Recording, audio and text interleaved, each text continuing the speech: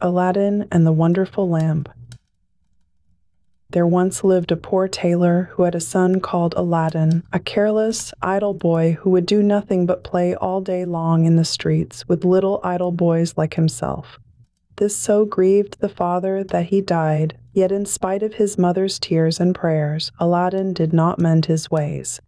One day, when he was playing in the streets as usual, a stranger asked him his age, and if he were not the son of Mustapha the tailor. "I am, sir," replied Aladdin, "but he died a long while ago." On this the stranger, who was a famous African magician, fell on his neck and kissed him, saying, "I am your uncle, and knew you from your likeness to my brother. Go to your mother and tell her I am coming."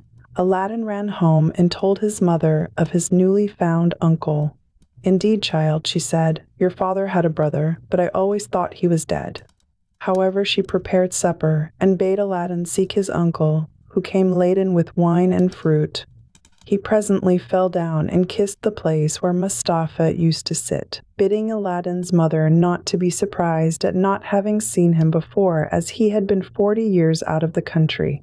He then turned to Aladdin and asked him his trade, at which the boy hung his head while his mother burst into tears.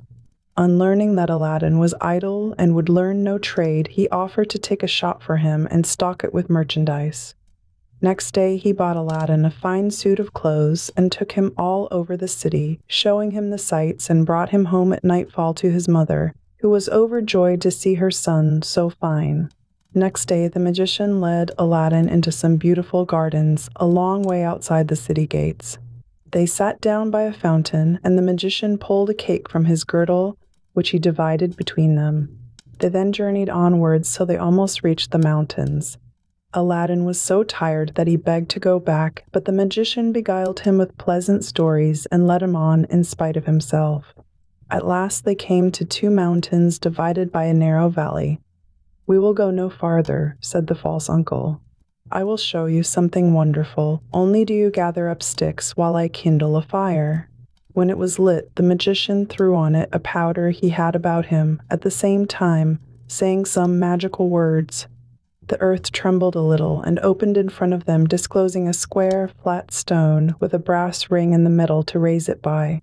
Aladdin tried to run away, but the magician caught him and gave him a blow that knocked him down. "What have I done, uncle?" he said piteously, whereupon the magician said more kindly, "Fear nothing, but obey me. Beneath this stone lies a treasure which is to be yours, and no one else may touch it, so you must do exactly as I tell you." At the word treasure, Aladdin forgot his fears and grasped the ring as he was told, saying the names of his father and grandfather. The stone came up quite easily, and some steps appeared.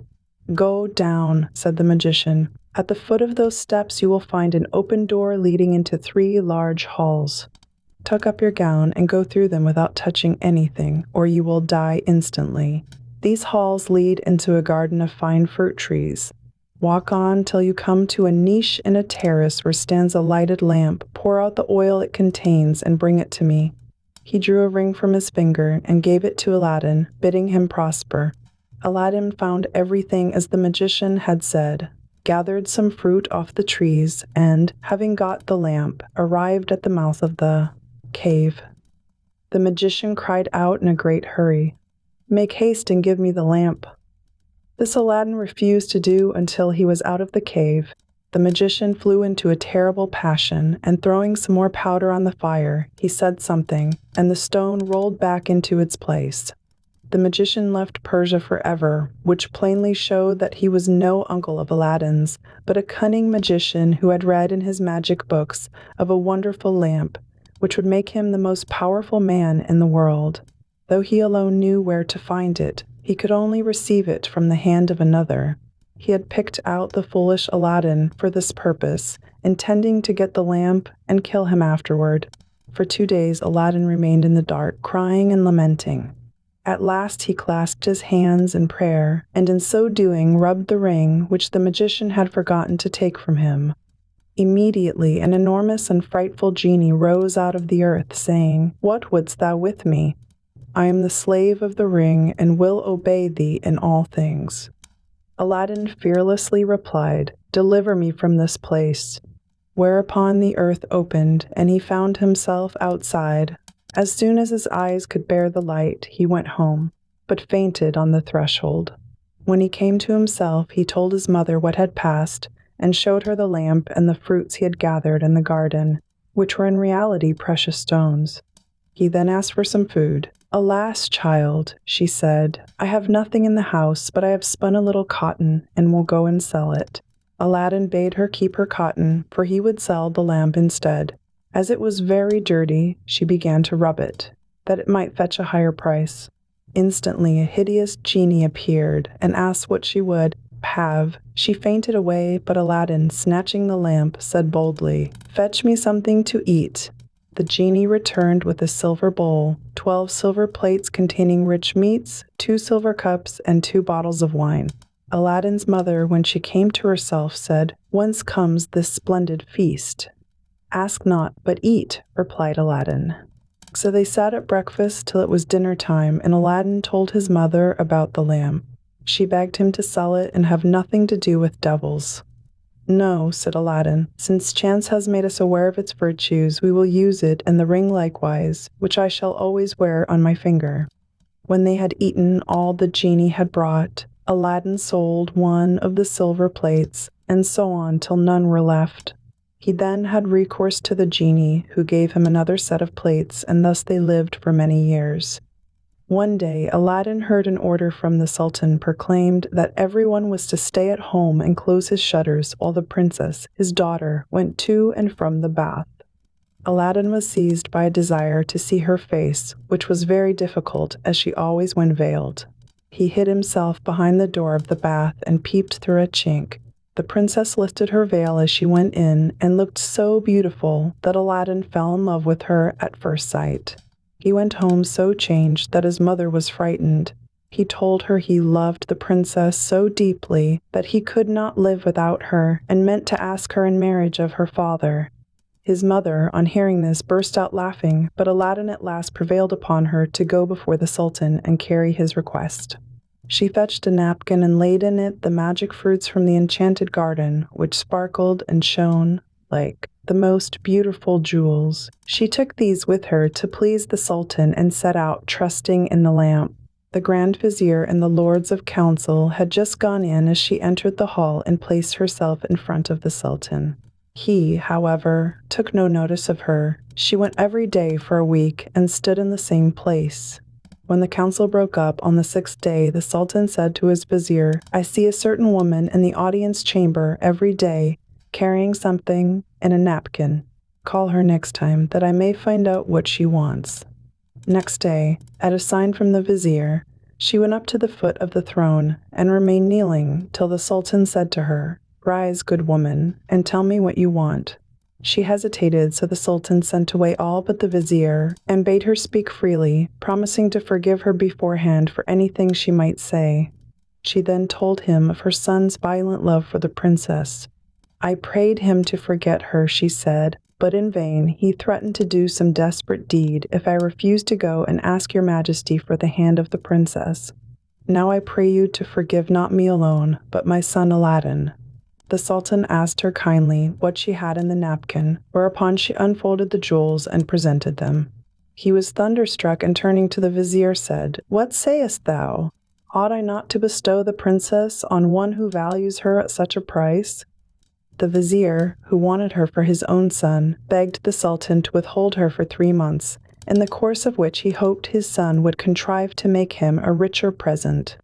The Sultan granted this, and told Aladdin's mother that, though he consented to the marriage, she must not appear before him again for 3 months. Aladdin waited patiently for nearly 3 months, but after 2 had elapsed, his mother, going into the city to buy oil, found everyone rejoicing, and asked what was going on. "Do you not know," was the answer, "that the son of the Grand Vizier is to marry the Sultan's daughter tonight?" Breathless, she ran and told Aladdin, who was overwhelmed at first, but presently bethought him of the lamp. He rubbed it, and the genie appeared, saying, "What is thy will?" Aladdin replied, "The Sultan, as thou knowest, has broken his promise to me, and the vizier's son is to have the princess. My command is that tonight you bring hither the bride and bridegroom." "Master, I obey," said the genie. Aladdin then went to his chamber, where sure enough at midnight the genie transported the bed containing the vizier's son and the princess. "Take this new married man," he said, "and put him outside in the cold and return at daybreak." Whereupon the genie took the vizier's son out of bed, leaving Aladdin with the princess. "Fear nothing," Aladdin said to her. "You are my wife, promised to me by your unjust father, and no harm shall come to you." The princess was too frightened to speak and passed the most miserable night of her life, while Aladdin lay down beside her and slept soundly. At the appointed hour, the genie fetched in the shivering bridegroom, laid him in his place, and transported the bed back to the palace. Presently the sultan came to wish his daughter good morning. The unhappy vizier's son jumped up and hid himself while the princess would not say a word and was very sorrowful. The sultan sent her mother to her, who said, "How comes it, child, that you will not speak to your father? What has happened?" The princess sighed deeply and at last told her mother how, during the night, the bed had been carried into some strange house and what had passed there. Her mother did not believe her in the least, but bade her rise and consider it an idle dream. The following night exactly the same thing happened, and next morning, on the princess's refusing to speak, the sultan threatened to cut off her head. She then confessed all, bidding him ask the vizier's son if it were not so. The sultan told the vizier to ask his son, who owned the truth, adding that, dearly as he loved the princess, he had rather die than go through another such fearful night, and wished to be separated from her. His wish was granted, and there was an end of feasting and rejoicing. When the 3 months were over, Aladdin sent his mother to remind the sultan of his promise.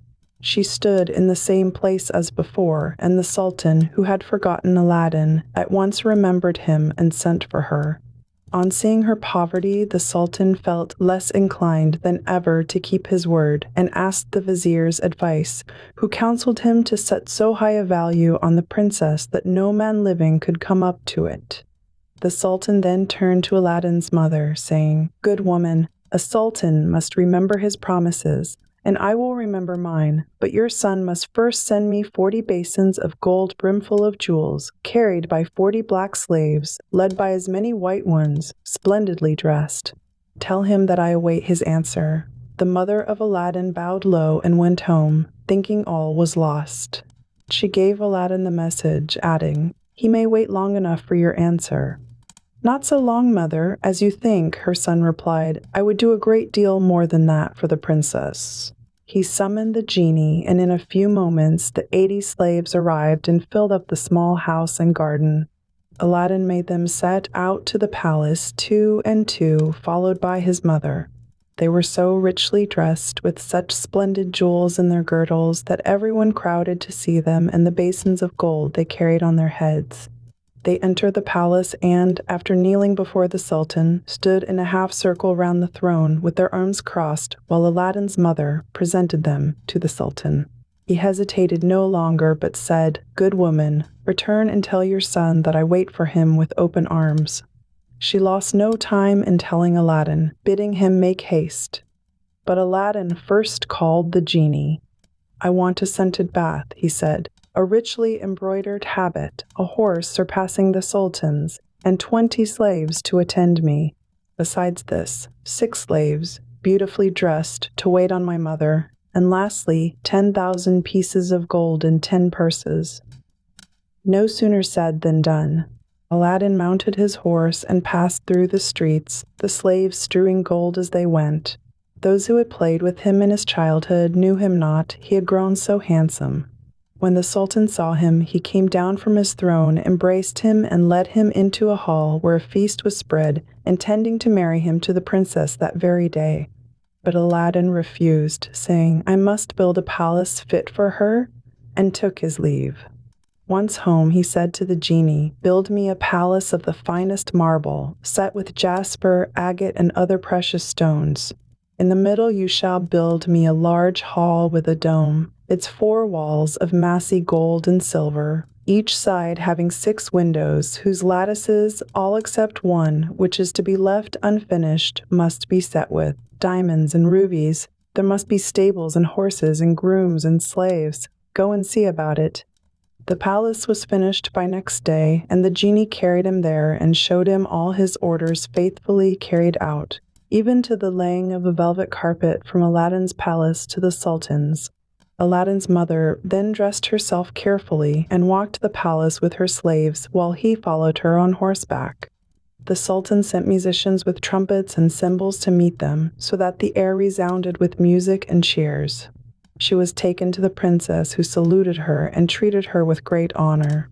At night, the princess said goodbye to her father and set out on the carpet for Aladdin's palace with his mother at her side and followed by the 100 slaves. She was charmed at the sight of Aladdin, who ran to receive her. "Princess," he said, "blame your beauty for my boldness if I have displeased you." She told him that, having seen him, she willingly obeyed her father in this matter.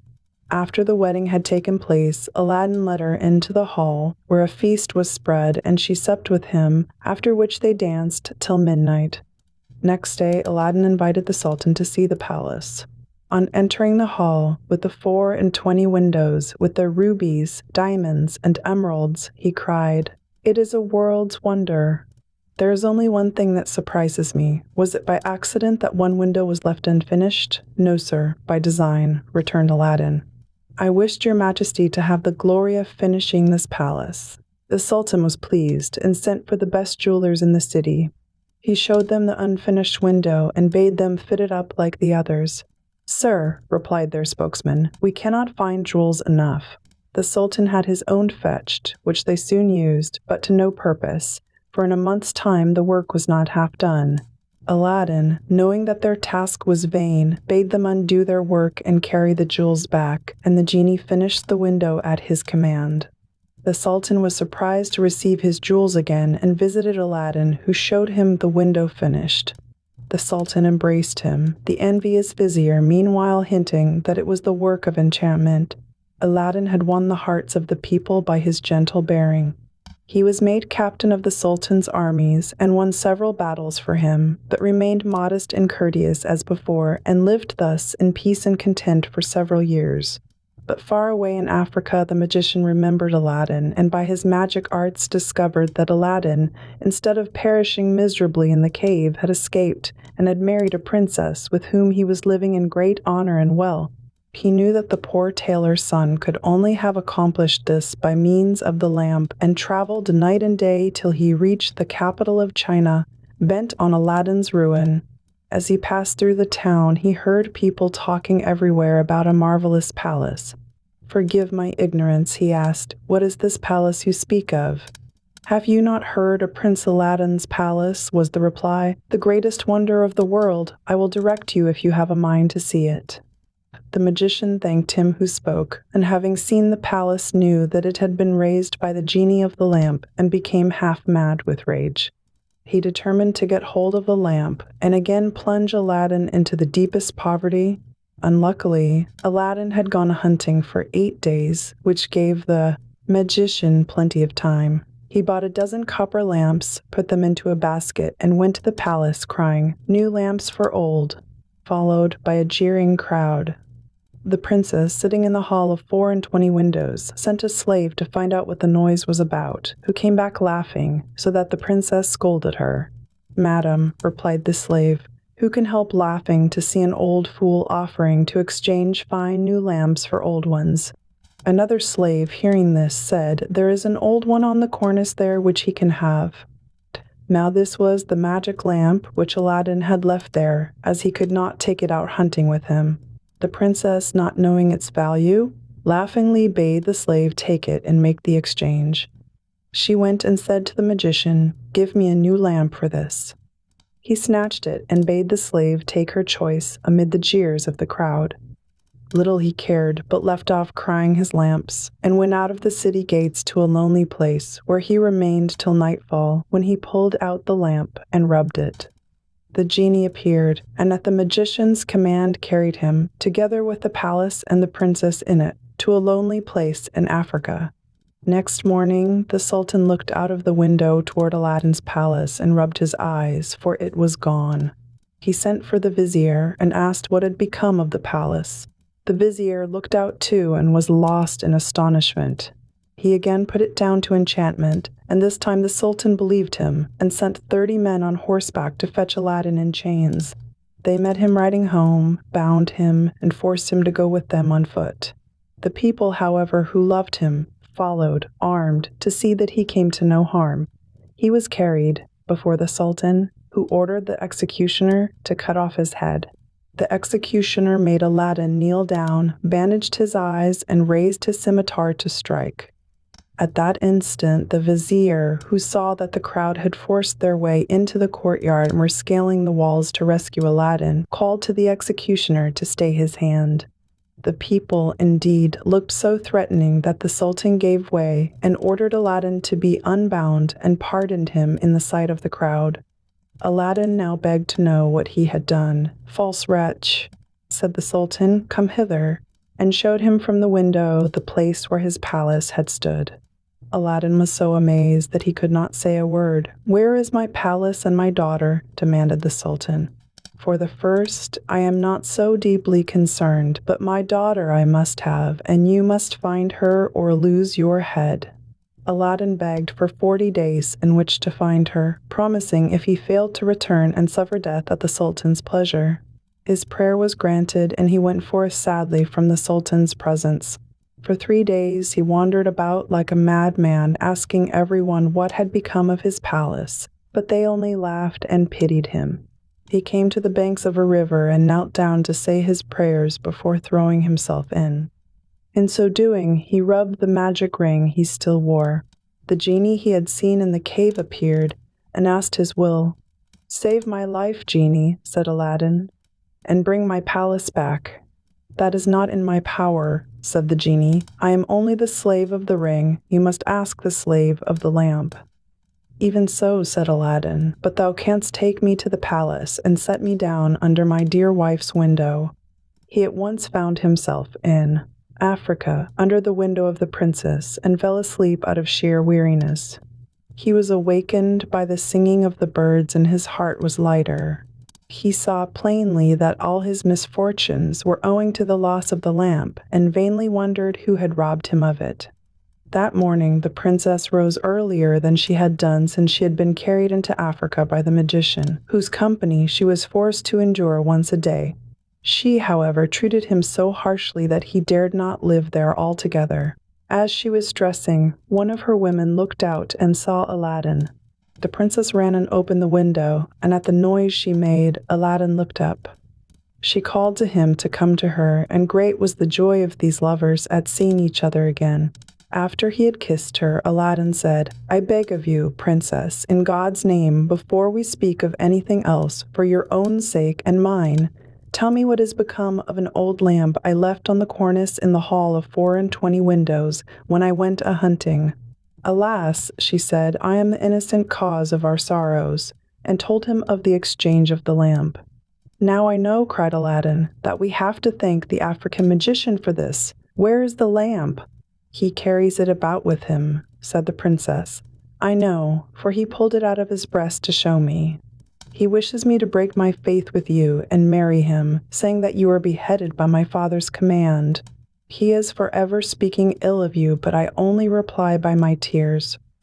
If I persist, I doubt not that he will use violence." Aladdin comforted her and left her for a while.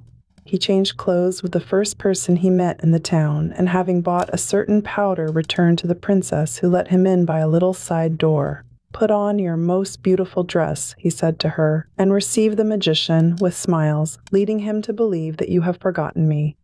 Invite him to sup with you, and say you wish to taste the wine of his country. He will go for some, and while he is gone, I will tell you what to do." She listened carefully to Aladdin, and when he left her, arrayed herself gaily for the first time since she left China.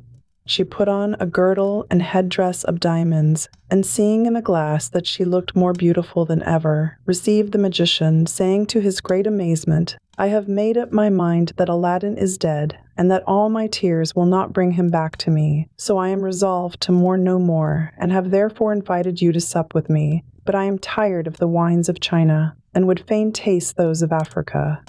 The magician flew to his cellar, and the princess put the powder Aladdin had given her in her cup. When he returned, she asked him to drink her health in the wine of Africa, handing him her cup in exchange for his as a sign she was reconciled to him. Before drinking, the magician made her a speech in praise of her beauty, but the princess cut him short, saying, "Let me drink first, and you shall say what you will afterward."